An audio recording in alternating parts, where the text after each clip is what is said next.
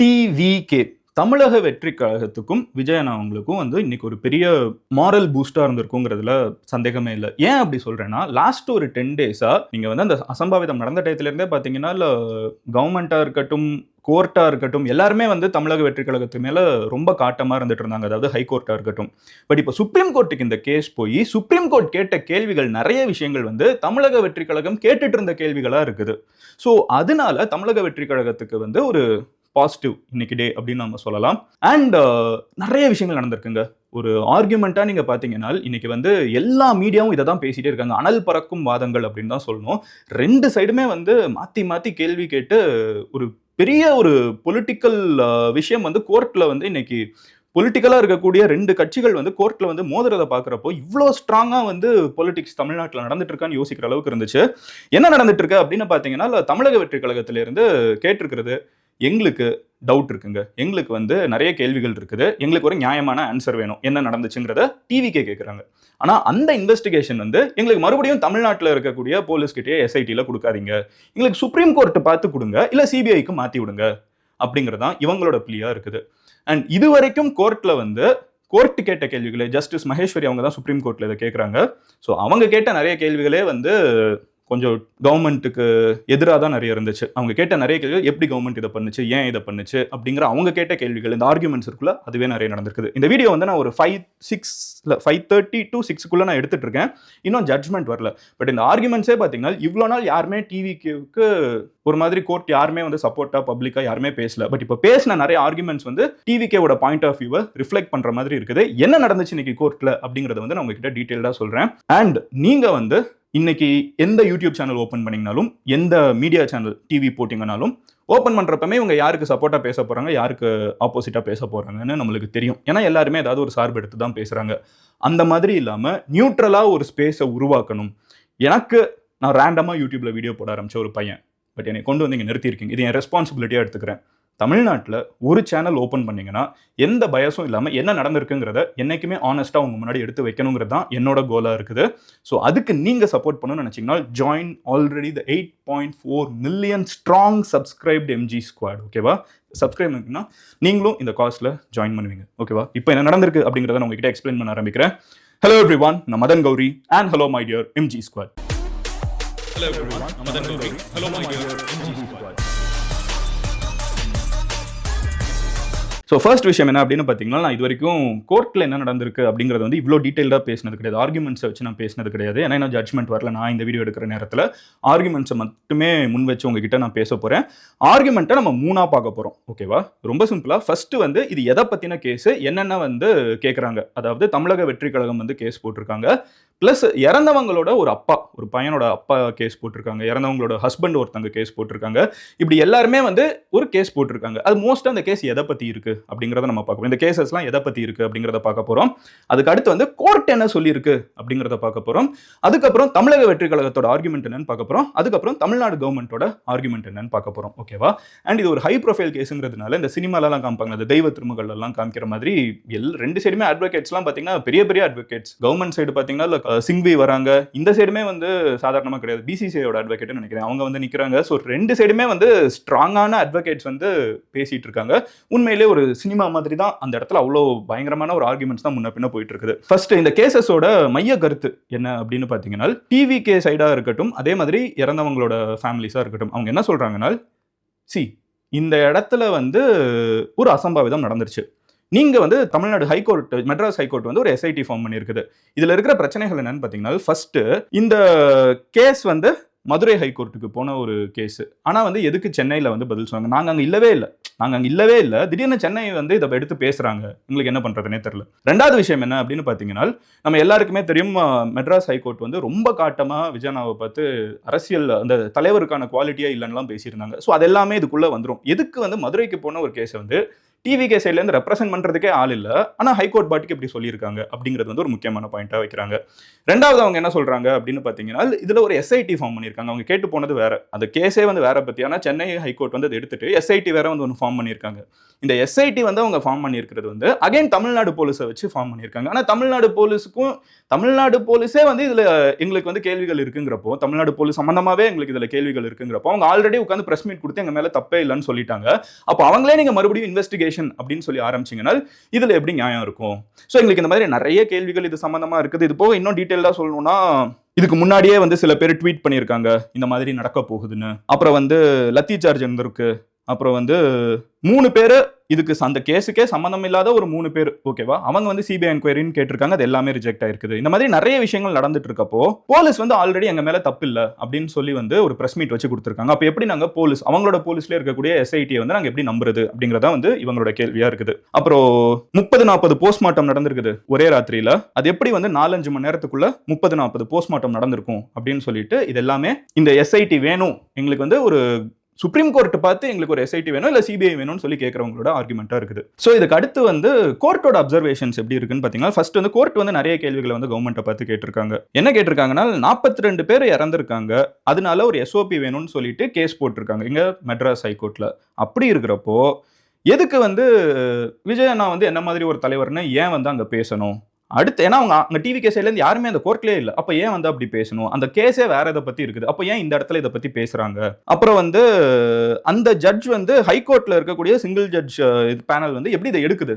இந்த கேஸ் வந்து மதுரையில் ஆல்ரெடி இருக்குது. என்னோட 15 வருஷ எக்ஸ்பீரியன்ஸ்ல இன்னொரு இடத்துல இருக்கிற கேஸ் அந்த டிவிஷன் பெஞ்ச்ல இருக்கிறத வந்து ஒரு சிங்கிள் ஜட்ஜ் வந்து இன்னொரு இடத்துல எடுத்து நான் கேள்விப்பட்டதே இல்லை. அவங்க ஏன் எடுத்தாங்க? இப்ப 2 ஜட்ஜ்மெண்ட் வந்திருக்குது, எதை எடுத்துக்கிறது அப்படின்னு சொல்லி கேட்டிருக்காங்க. அடுத்து என்ன கேட்கறாங்கன்னா, கவர்மெண்ட்டை பார்த்து கேட்கறது, அங்க எத்தனை ஸ்லாப் இருந்துச்சு? சோ இது வரைக்கும் இது கேட்டதுக்கு வந்து கவர்மெண்ட் சைட்ல இருந்து வந்த பதில் என்னன்னா, அங்க சிஎம் வந்துட்டாங்க, நிறைய பேர் அன்னைக்கு வேணும்னு சொல்லி கேட்டாங்க. இந்த மாதிரி போஸ்ட்மார்ட்டம் பண்ணி உடல் வேணும்னு கேட்டதுனால அவங்க கேட்டவங்களோட ரெக்வஸ்ட் எடுத்து தான் நாங்கள் அன்னைக்கு பண்ணி முடிச்சோம். அது வந்து ராத்திரியே பண்ணலாம் அப்படின்னு சொல்லியும் பெர்மிஷன் வந்து இருக்குது. கலெக்டர் வந்து அதுக்கு பெர்மிஷன் கொடுக்கணும். இது வந்து சென்ட்ரல் கவர்மெண்ட்டோட கைட்லைன்ஸ், அதே நாங்கள் ஃபாலோ பண்ணி இதை பண்ணியிருக்கோம்னு சொல்லி பேசுகிறப்போ மறுபடியும் கோர்ட் என்ன கேட்குதுனால், நாங்கள் என்ன கேட்குறோன்னா, அங்கே எத்தனை ஸ்லாப் இருந்துச்சு? போஸ்ட்மார்ட்டம் பண்ணுறதுக்கு அங்கே எத்தனை ஸ்லாப் இருந்துச்சு? நாங்கள் பக்கத்து இடத்துல இருந்து டாக்டர்ஸ்லாம் கூப்பிட்டு வந்திருக்கோம், சுற்றி இருந்த எல்லா டாக்டர்ஸையும் கூப்பிட்டு வந்திருக்கோம் கவர்மெண்ட் சைட் சொன்னாலும் மறுபடியும் கோர்ட் என்ன கேட்குதுனால், எத்தனை ஸ்லாப் இருந்துச்சு? 2 இருந்திருக்குமா அப்படின்னு கேட்டுட்டு, எப்படி இத்தனை பேருக்கு இந்த டயத்தில் இத்தனோண்டு ஸ்லாபை வச்சுட்டு உங்களால் பண்ண முடிஞ்சு? எத்தனை ஸ்லாப் இருந்துச்சுன்னு சொல்லுங்கன்னு மறுபடியும் கேட்குறாங்க. அப்போ மறுபடியும் கவர்மெண்ட் சைட்லேருந்து என்ன சொல்கிறாங்கன்னா, அங்கே மட்டும் இல்லை, நாங்கள் வந்து நிறைய இடத்துக்கு வந்து இந்த போஸ்ட்மார்ட்டம் பண்ணோம், அங்கே மட்டும் இல்லை நிறைய இடத்துல பண்ணோம் அப்படின்னு சொல்லிட்டு கவர்மெண்ட் சைட்லேருந்து ஆர்குமெண்ட் வருது. ஓகேவா, அந்த ஒரு கரூர் ஹாஸ்பிட்டலில் நிறைய இடத்துல நாங்கள் போஸ்ட்மார்ட்டம் பண்ணோம் அப்படிங்கிறது. அது ஏன் பண்ணோம்னா, கவர்மெண்ட் இந்த மக்கள் வந்து கேட்டாங்க. ஸோ மக்கள் வந்து சிஎம் வர்றப்போ வேணும்னு சொல்லி கேட்டதுனால நாங்கள் அதை பண்ணோம். கிட்டேயே வந்து டாக்டர்ஸ் நிறைய பேர் மற்ற ஊரில் அவைலபிளாக இருந்தாங்க, அவங்க எல்லாத்தையும் நாங்கள் உள்ளே கொண்டு வந்தோம் அப்படின்னு சொல்கிறாங்க. அடுத்து என்ன அப்படின்னு பார்த்தீங்கன்னா, கவர்மெண்ட் சைட்லேருந்து என்ன சொல்கிறாங்கன்னா, அவங்க வந்து கரூரை விட்டு கிளம்பிட்டாங்க, அந்த ஃப்ளட் த சீன், அந்த இடத்த விட்டு அவங்க கிளம்புறாங்க அப்படின்னு சொன்ன உடனே அதுக்கு வந்து எதிர்கட்சியில இருந்து, அதாவது தமிழக வெற்றி கழகம் சார்பா இந்த சைடு ஆர்குமெண்ட்ஸ் எப்படி இருக்குன்னா, போலீஸ் தான் எங்களை போக சொன்னாங்க, போலீஸ் தான் இங்கே இருந்தால் இன்னொரு அக்கா சைடும் கிளம்புங்க அப்படின்னு சொன்னாங்க, அதை தான் நாங்கள் ஃபாலோ பண்ணோம். ஏடிஎம்கே வந்து அதே இடத்துல பெர்மிஷன் கேட்டு கொஞ்ச நாளுக்கு முன்னாடி ரெக்வெஸ்ட் பண்ணப்போ அந்த இடம் வந்து ரொம்ப சின்னதாக இருக்குதுன்னு சொல்லி டினை பண்ணியிருக்காங்க. அப்போ அதே இடத்த வந்து எதுக்கு தமிழக வெற்றி கழகத்துக்கு கொடுக்கணும்? ஷூ வந்து தூக்கி எறியப்பட்டு, சப்பல் தூக்கி எறியப்பட்டு, ஷூ தூக்கி எறியப்பட்டிருக்குது, லத்தி சார்ஜ் நடந்திருக்குது, ரவுடிஸ் வந்துட்டாங்க, அந்த மாதிரி இருந்ததுக்கு ரவுடிஸ் கேமிங்கிறதுக்கு என்ன ப்ரூஃப் இருக்குது? இந்த மாதிரி வந்து சும்மா ப்ரூஃபே இல்லாமல் நீங்கள் எப்படி சொல்லலாம்? அந்த மாதிரி வந்து கேட்டிருக்காங்க. அண்ட் இவங்க சைடு இன்னும் ஆர்குமெண்ட்ஸ் எப்படி இருக்குதுன்னு பார்த்தீங்கன்னா, பாட்டிலுக்கு 10 ரூபாவா அது பாடினப்போ தான் வந்து பவர் கட் ஆச்சு, அது பவர் கட் ஆனோன்னா லத்தி சார்ஜ் பவர் கட்லாம் நடந்திருக்கு அப்படின்னு சொல்லிட்டு டிவிகே சைட்லேருந்து ஆர்குமெண்ட் வைக்கிறப்போ கவர்மெண்ட் சைட்லேருந்து சொல்கிறாங்க, எல்லா இடத்துலையும் பவர் இருந்துச்சு, அந்த பவர் கட் ஆனது டிவிகேவோட ஜென்ரேட்டர். ஓகேவா, அப்புறம் இந்த லத்தி சார்ஜுங்கிறது வந்து ஆம்புலன்ஸ் வர்றப்போ வந்து போலீஸ் வந்து அந்த இடத்துல நகர்த்தி விட்டாங்களே தவிர வேற எதுவும் கிடையாது அப்படிங்கிறது இவங்களோட ஆர்குமெண்ட்.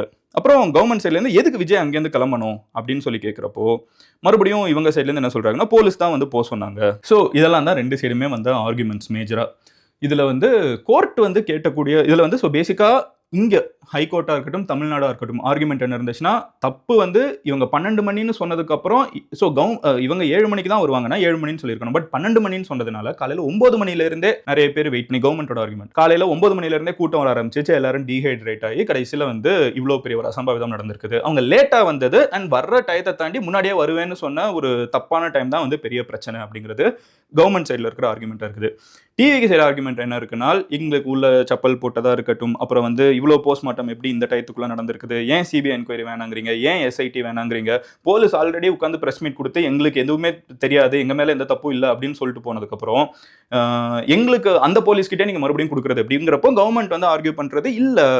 அந்த ஆஃபீஸர் வந்து அஷ்ரா கார்க் இருக்காங்கல்ல, அவங்க வந்து ஒரு நேர்மையான ஒரு ஆஃபீஸர். அந்த ஆஃபீஸரை நாங்களும் அப்பாயிண்ட் பண்ணல, அது ஹைகோர்ட் அப்பாயிண்ட் பண்ணுது, கோர்ட் அப்பாயிண்ட் பண்ண எஸ்ஐடி தான் அது.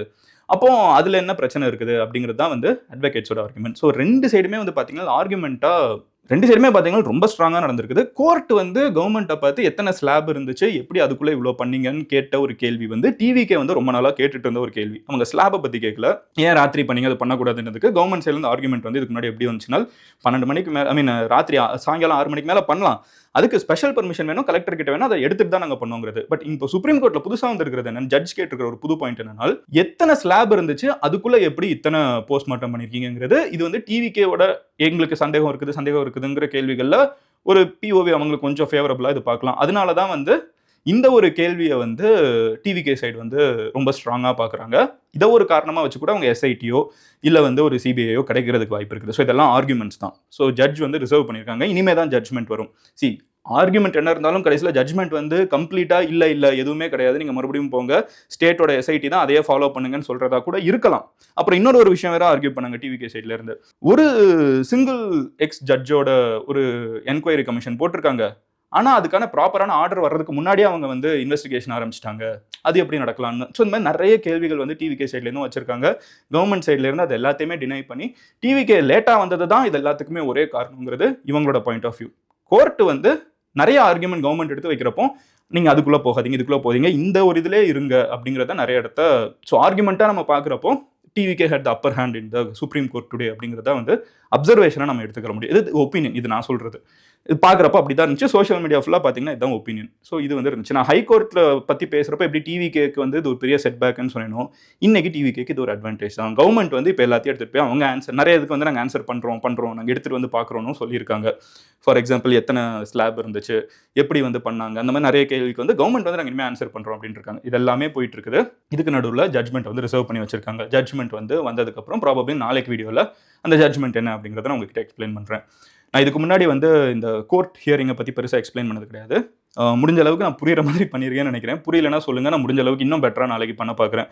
இது வந்து ஜட்ஜ்மெண்ட்னா ஈஸியாக சொல்லிடலாம். அது ஹியரிங் வந்து ஒவ்வொருத்தங்க பேசுகிறத ஒரு டெக்ஸ்ட்டுன்னு நம்ம போட்டுடலாம். வாசிக்கிறதுக்கு முன்னாடியே இது வந்து ஒரு எல்லோ கலரில் இருந்துச்சுன்னா இது டிவிகே, ஒரு பிளாக் கலர் இருந்துச்சுன்னா இது டிஎம்கே, கவர்மெண்ட்டு, அப்புறம் வந்து சுப்ரீம் கோர்ட்னா ஒரு ஒயிட் கலர், ஏதாவது ஒன்று வச்சு பார்க்குறப்பமே தெரிஞ்சிடும். நான் ஒவ்வொன்றும் சொல்லி இவங்க சொன்னாங்கன்னு சொன்னது எவ்வளோ ஃபாலோ பண்ணீங்கன்னு தெரியல.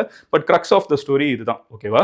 ஸோ இது வந்து மறுபடியும் டிவிகேவோட நிறைய ஆர்குமெண்ட்ஸ்க்கு வந்து கொஞ்சம் கோர்ட்டும் கேட்ட கேள்விகளோட மேட்ச் ஆகுது. ஓகேவா? அவ்வளோதான், வேற ஒன்றும் கிடையாது. பட் இதை வந்து எப்படி பதிலுக்கு கவர்மெண்ட் இதை அப்ரோச் பண்ணுது, அவங்க என்ன இப்போதைக்கு ஜட்மெண்ட் பாஸ் பண்ணுறாங்கிறதெல்லாம் வெயிட் பண்ணி பார்க்கணும். அதை நாளைக்கு நம்ம வீடியோவில் டீட்டெயிலாக எக்ஸ்பிளைன் பண்ணுறேன். உங்கள் ஃப்ரெண்ட்ஸ் யாருக்காவது எதுக்கு சுப்ரீம் கோர்ட்டில் என்ன சொன்னாங்க அப்படிங்கிறத வந்து ஒரு ஈஸியாக ஒரு பேசிக் லெவலில் புரிஞ்சுக்கணும். ரொம்ப டீட்டெயிலாக கிடையாது, 100% அப்டேட் டிட்டோ ஃபேக்சுவல்லாம் கிடையாது. புரிஞ்சுக்கணும், எனக்கு என்ன நடந்திருக்குன்னு தெரியணும்னு அப்படி இருக்கிறவங்க யாராவது இருந்தாங்கன்னா அவங்க கிட்ட இந்த வீடியோ ஷேர் பண்ணி விடுங்க. நாளைக்கு இன்னொரு வீடியோவில் நான் இன்னும் டீட்டெயிலாக எக்ஸ்பிளைன் பண்ணுறேன் என்ன ஜட்மெண்ட் கொடுக்குறாங்கன்னு வந்துருச்சுனால். இல்லைனா ஐ திங்க் நெக்ஸ்ட் வீக் வரைக்கும் போக கூட வாய்ப்பு இருக்குது. பட் ஓவரால் இதான் நடந்துட்டு இருக்குது. ஹைகோர்ட் சுப்ரீம் கோர்ட்டுங்கிறதுனால சுப்ரீம் கோர்ட் என்ன சொல்கிறாங்களோ அதுதான் ஃபாலோ பண்ணப்படும். ஹைகோர்ட் சொல்கிறத விட சுப்ரீம் கோர்ட் சொல்கிறது அதை தாண்டி போயிடும். ஓகேவா? ஸோ சுப்ரீம் கோர்ட்டில் இப்போ கேஸ் இருக்குது, அங்கே வந்து கொஞ்சம் டிவிகே ஃபேவரபுளாக ஆர்குமெண்ட்ஸ் போயிருக்குது. என்ன நடக்குதுங்கிறத வெயிட் பண்ணி பார்ப்போம். நாளைக்கு இன்னொரு வீடியோவில் எக்ஸ்பிளைன் பண்ணுறேன். And as I always say, ஒரு இடம் நியூட்ரலாக எல்லாருக்கும் காமனாக உருவாகணும் அப்படின்னு நினச்சிங்கன்னா இந்த சேனலை சப்ஸ்கிரைப் பண்ணி எம்ஜி ஸ்குவாடில் ஜாயின் பண்ணுங்கள். ஒரு நடுநிலையான, ஒரு பாரபட்சம் இல்லாமல் என்ன நடக்குதுங்கிறத சொல்லக்கூடிய ஒரு இடமா இந்த எம்ஜி ஸ்குவாடை உருவாக்கிட்டே இருப்போம். நீங்கள் பர்சனலாக ஃபாலோ பண்ணணும்னு நினச்சிங்கன்னா எந்த சோஷியல் மீடியாவினாலும் மதன் கோரின்னு சொல்லி சர்ச் பண்ணுங்கள். இட்ஸ் வெரிஃபைட் ப்ரொஃபைல், நீங்கள் ஈஸியாக வந்து ஃபாலோ பண்ண முடியும். And I'll see you tomorrow. Love you all. Take care. Bye. Cheers MGs.